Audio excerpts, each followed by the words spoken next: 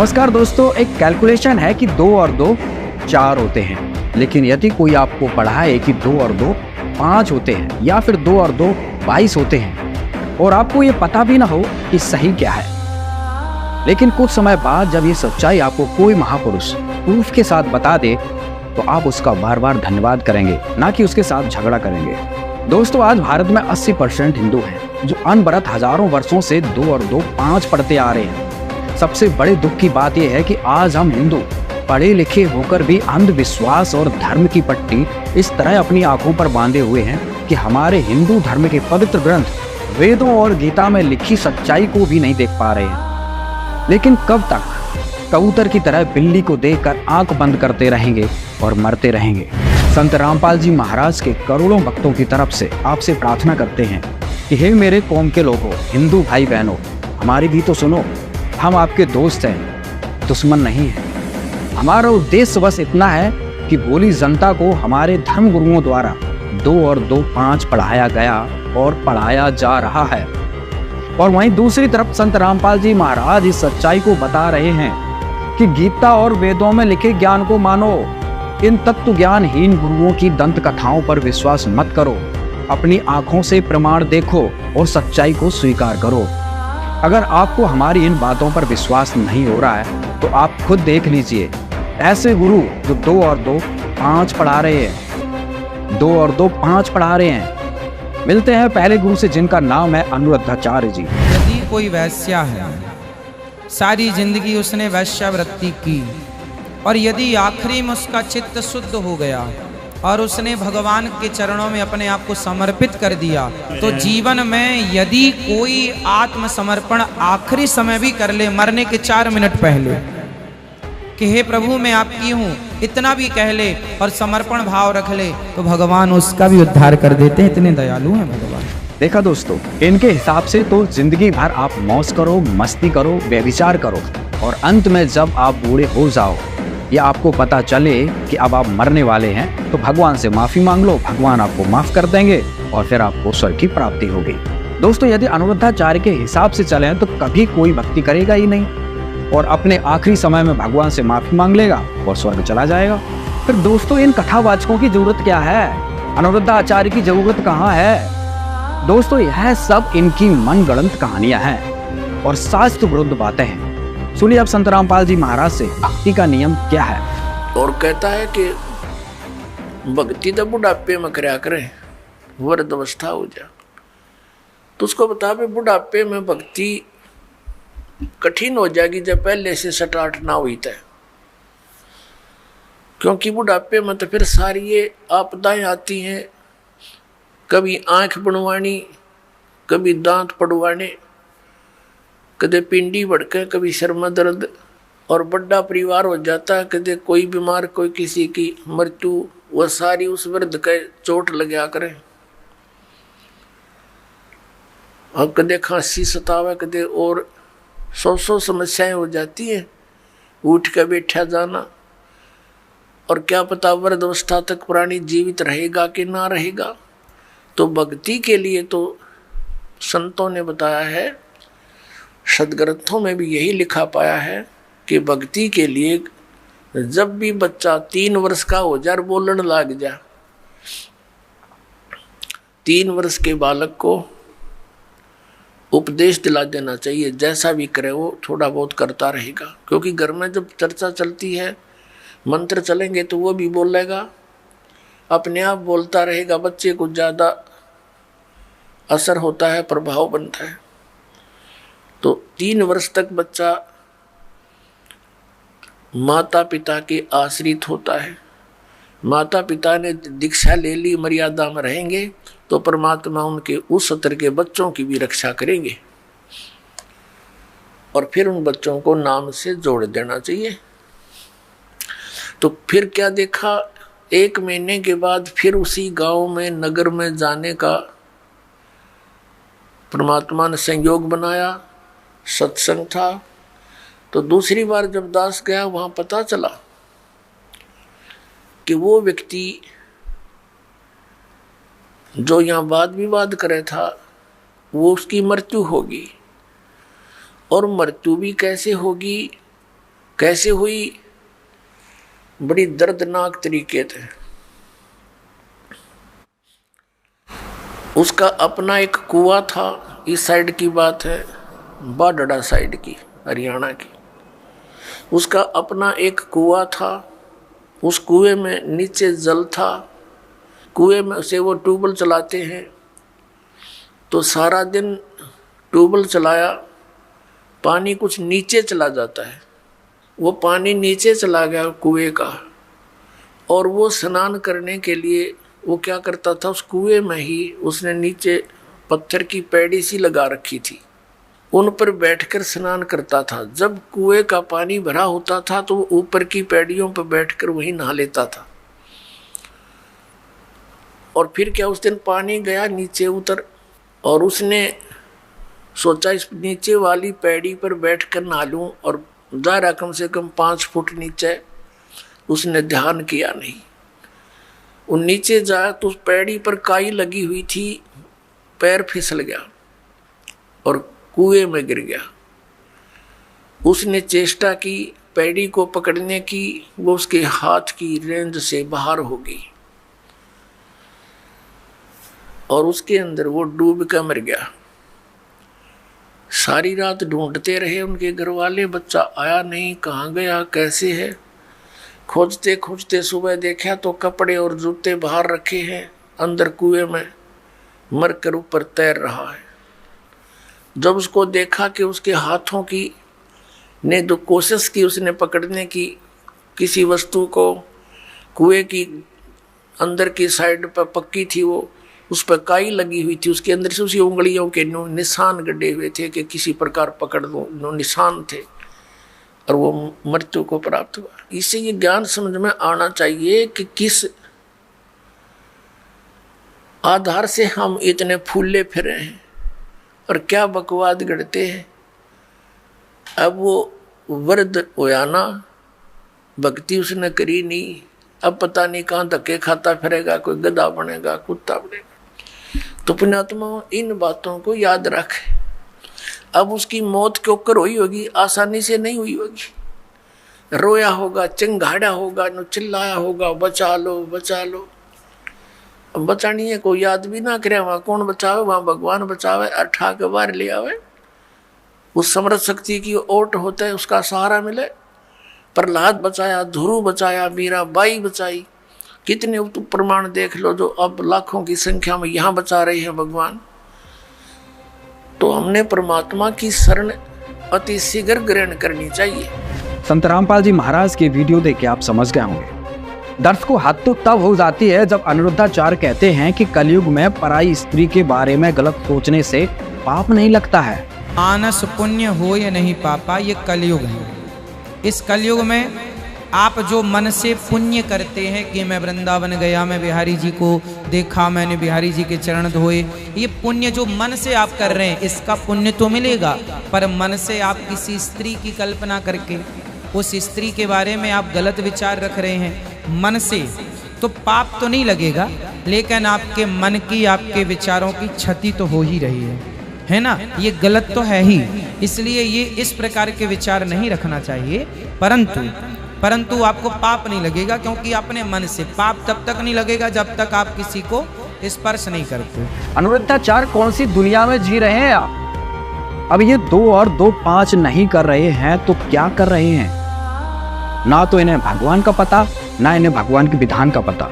अब आप सुनिए संत रामपाल जी महाराज के विचार कि भगवान का संविधान विधान क्या है। परमात्मा आते हैं अपने तत्व ज्ञान और अपनी शक्ति से बुरे से बुरे व्यक्ति को भी नेक बना देते हैं, और फिर वो पुण्यात्मा स्वयं भी भक्ति करते हैं और अन्य समाज को भी वो दुखदाई नहीं होते, क्योंकि वो परमात्मा से डरने वाले बन जाते हैं। परमात्मा से डर उस समय लगता है जब हम कुछ तत्व ज्ञान से परिचित हो जाते हैं। तत्व ज्ञान से परिचित होने के बाद परमात्मा कहते हैं तुमने उस दरगाह का मैल नहीं देखा और धर्मराज के तिल तिल का लेखा, कि तुम यहां गलतियां करते हो, रिश्वत लेते हो, किसी को सताते हो, अपने से निर्बल को तंग करते हो, परमात्मा के पास तुम्हारा एक एक श्वास का अकाउंट है। आप मन में गलत भी सोचते हो, वो भी आपके बैड अकाउंट में वह एंट्री होती है और उसका भी फल आपको भोगना पड़ता है। अब विचार करो, सो नारी जारी करे और सुरापान 100 बार, एक चिलम हुक्का भरे वो डूबे काली धार। ओए होए, एक पर नारी गमन करने का, पर नारी के साथ दुर्व्यवहार करने का, दुराचार करने का कितना पाप बता। 70 जन्म अंधा हो डोले। और मांस खाने वाले का सुरापान मधुमासा हारी और गमन कर्म हो गए नर नारी। पर नारी 70 जन्म कटेंगे शीशम और साक्षी साहिब है जगदीश। इन सभी पापों को जोड़ दे। शराब पीने वाले को जो 70 जन्म कुत्ते का भोगेगा एक बार पीने से, और 70 जन्म सिर कटेंगे। इन सभी पापों को एक बार ऐसे करने से ये पाप है, तो कहते सुरा 100 नारी जारी करे, वो कितना पाप हो गया।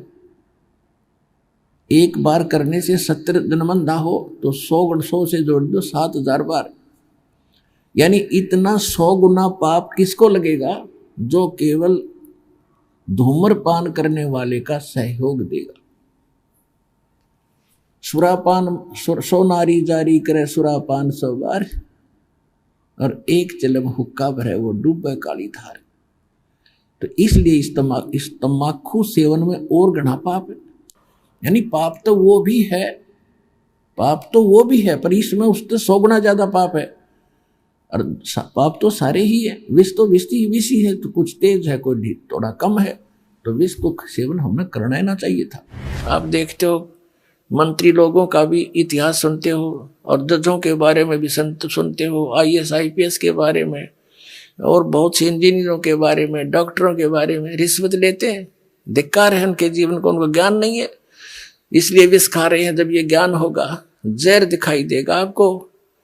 परमात्मा ने बताया कि तुमने उस दरगाह का मैल नहीं देखा और धर्मराज के तिल तिल का लेखा। तुमने वो स्थान देखा को ना जहां काउंट होता है, वहां छुपा नहीं सकते, वहां गवाह की आवश्यकता नहीं है।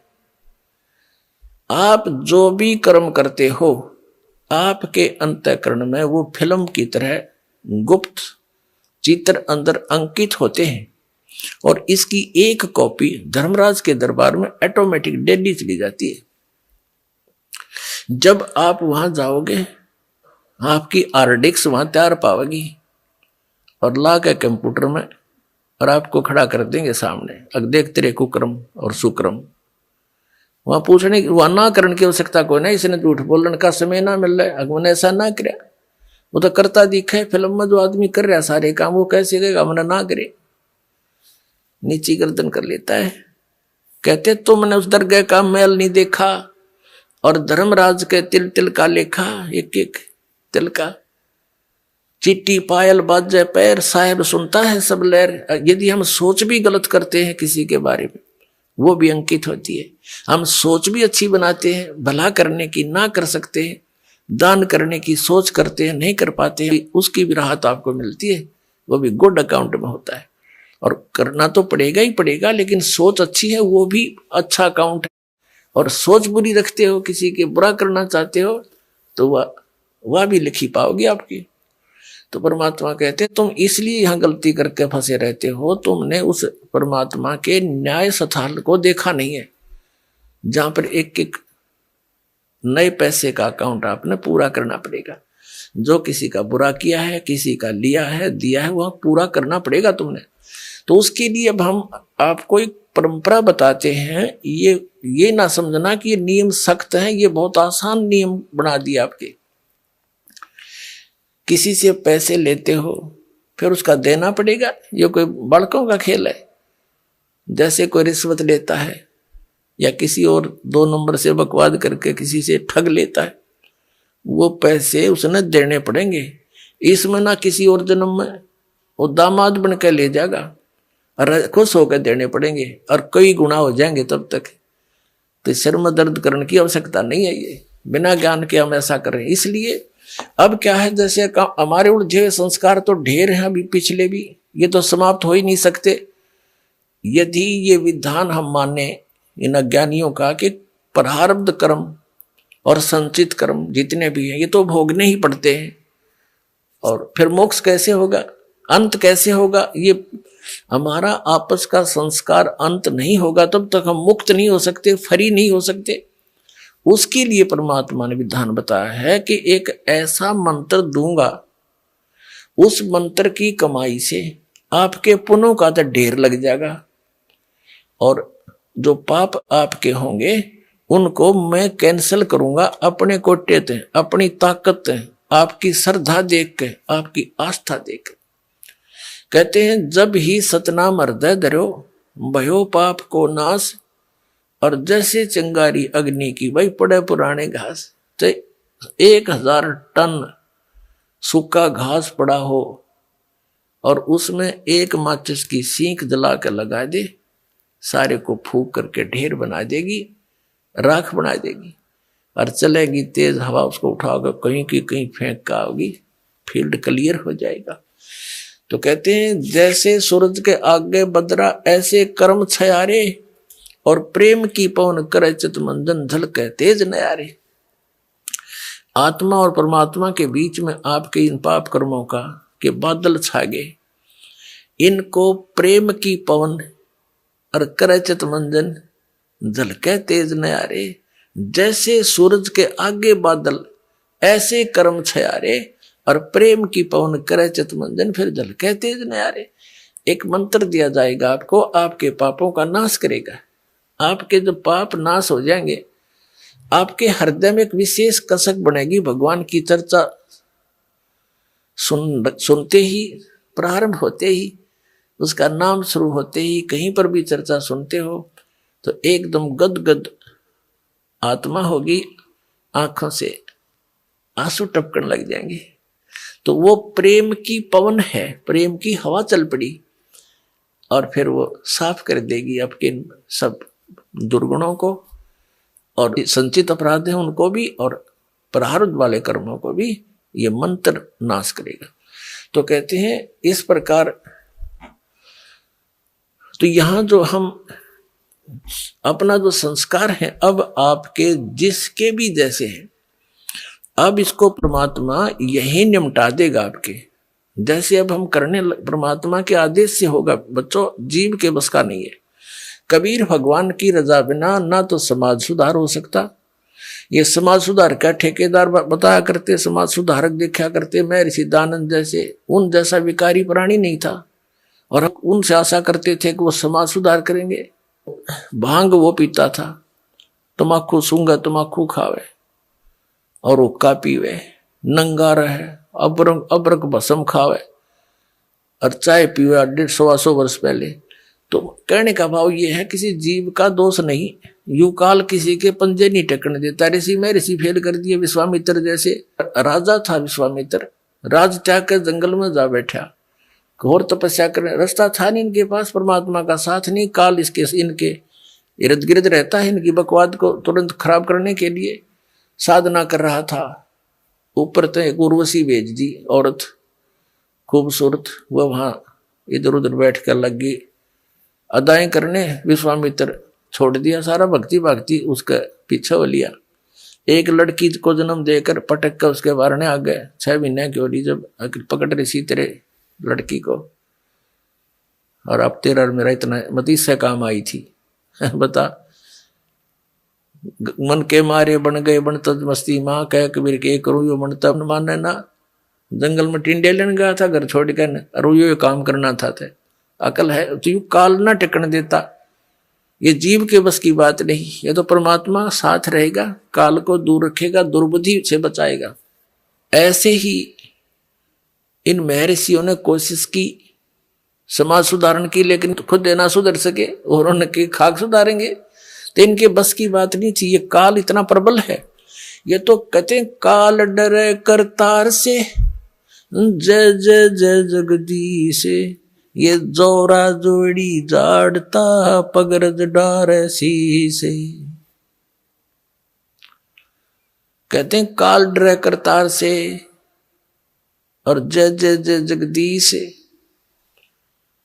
और जोरा यानी मौत परमात्मा के जूते साफ करती है, और पगरज डारे शीश कबीर परमात्मा के आगे कहते हैं ये मौत और ये काल है, उसके आगे करबद्ध हाथ जोड़कर खड़ा रहता है। संत रामपाल जी महाराज और अन्य धर्म गुरुओं के विचार सुनकर मुझे तो समझ आ गया, पूर्ण मोक्ष संत रामपाल जी महाराज के बताए अनुसार भक्ति करने से ही होगा, क्योंकि संत रामपाल जी महाराज जी हैं जो शास्त्रों की सही सही कैलकुलेशन बता रहे हैं और प्रमाण सहित दिखा रहे हैं कि 2 और 2 4 ही होते हैं। धन्यवाद दोस्तों, हमारी आज की वीडियो में बस इतना ही। बने रहिए हमारे साथ। अगर इस वीडियो से संबंधित आपका कोई विचार हो तो हमें कमेंट्स करके जरूर बताइए। धन्यवाद।